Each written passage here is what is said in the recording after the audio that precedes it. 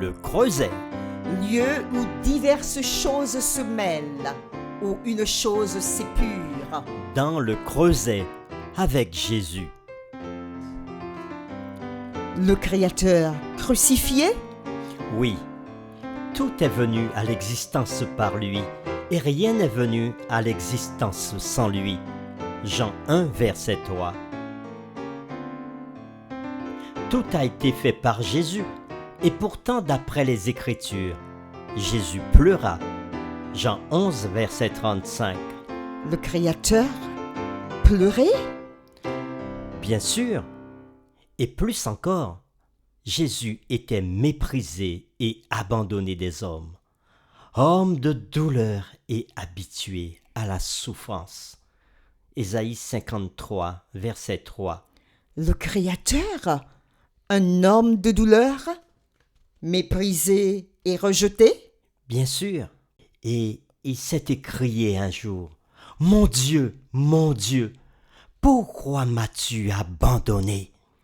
Comment tout cela a-t-il pu arriver? C'est parce que Jésus, notre Créateur, était aussi notre Rédempteur. Et à ce titre, il était le Dieu crucifié, le Créateur qui prit sur lui l'humanité et qui, dans cette humanité, a souffert une vie de privation et de labeur qui s'est achevée sur une croix romaine. Ainsi, notre Créateur, celui en qui nous vivons, nous nous mouvons et nous sommes, a souffert dans son humanité de manière que nul d'entre nous ne connaîtra jamais? Nous ne pouvons faire l'expérience que de nos propres souffrances, de nos propres douleurs. À la croix, ce sont nos souffrances qu'il a portées. C'est de nos douleurs qu'il s'est chargé. Oui, toute notre souffrance, toutes nos douleurs, c'est l'acte le plus extraordinaire de toute l'histoire cosmique. Avec cet arrière-plan en tête, celui du Dieu crucifié au-dessus de nous, nous allons chercher pendant ces 3 prochains mois à mieux comprendre l'incompréhensible, notre propre souffrance, Les souffrances des chrétiens. de ceux qui ont consacré leur vie à Christ.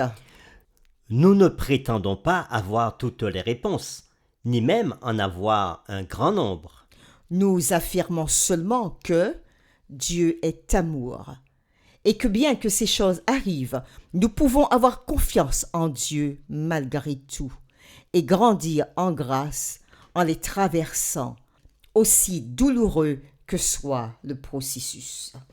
Ce trimestre, nous étudierons la parole de Dieu et nous verrons comment d'autres êtres de chair et de sang, bien que rayonnant de foi, ont dû néanmoins affronter le désespoir, La trahison, la déception, le deuil l'injustice. et la violence, ça vous parle? Comment ont-ils géré leur situation? Qu'ont-ils appris? Que peut-on apprendre de leurs exemples? Tandis que nous regardons ces personnages, leurs expériences, leurs luttes, Et leurs épreuves de foi, qui peuvent ressembler beaucoup aux nôtres. nous devons toujours les voir comparés au contexte de la croix. Nous ne devons jamais oublier que quelles que soient les épreuves que l'on doive affronter, Jésus-Christ, notre Créateur et Rédempteur, a affronté bien pire. Notre Dieu est un Dieu qui souffre. Comme le dit Albert Camus, bien qu'il n'était pas un croyant affirmé, il dit ceci dans le livre Le Rebelle.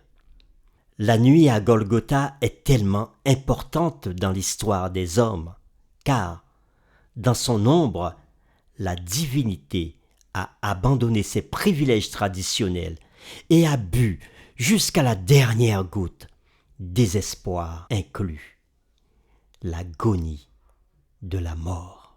Pour reprendre un autre auteur, Ellen White, dans le livre Éducation, il est dit « La croix est une révélation à nos sens émoussés de la douleur que le péché, dès qu'il fut conçu, a causé au cœur de Dieu.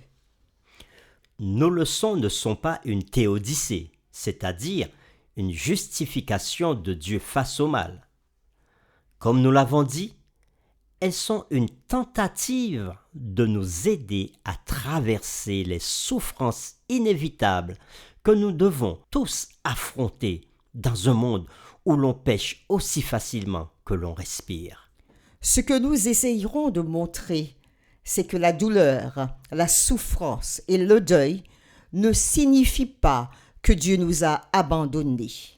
Cela signifie simplement que, même en tant que croyants, nous partageons en ce moment le lot d'une race déchue. La différence, c'est qu'à travers Jésus et l'espérance qu'il offre, nous pouvons trouver un sens et une raison d'être dans ce qui peut paraître dépourvu de sens et de but. D'une manière ou d'une autre, même si nous ne pouvons imaginer comment, nous pouvons avoir confiance en la promesse que tout coopère au bien de ceux qui aiment Dieu. Le Dieu qui, bien qu'il ait tout créé, a aussi tout souffert. Et c'est pourquoi nous l'aimons, n'est-ce pas? Pour la première semaine de ce trimestre, du 25 juin au 1er juillet, l'emphase sera mise sur le psaume 23. Voulez-vous le dire avec nous? L'Éternel est mon berger, je ne manquerai de rien. Il me fait reposer dans de verts pâturages. Il me dirige près des eaux paisibles. Il restaure mon âme. Il me conduit dans les sentiers de la justice à cause de son nom. Quand je marche dans la vallée de l'ombre de la mort, je ne crains aucun mal, car tu es avec moi. Ta roulette et ton bâton me rassurent. Tu dresses devant moi une table en face de mes adversaires. Tu oins d'huile ma tête et ma coupe déborde. Oui, le bonheur et la grâce m'accompagneront tous les jours de ma vie. Et j'habiterai dans la maison de l'Éternel jusqu'à la fin de mes jours. Cette semaine, nous nous arrêterons sur les différentes parties de ce psaume. Voulez-vous vous joindre à nous dans la prière? Oui, Seigneur, nous voulons te remercier pour cette nouvelle étude que tu nous donnes tout au long de ce nouveau trimestre. Nous croyons que comme le bon berger, tu nous dirigeras dans notre étude afin que nous soyons réconfortés dans cette vie, ô combien si difficile, et tu nous permettras d'avoir les yeux ouverts sur un avenir merveilleux que tu prépares pour nous. Merci Seigneur. Conduis-nous. Nous t'avons prié au nom de Jésus. Amen.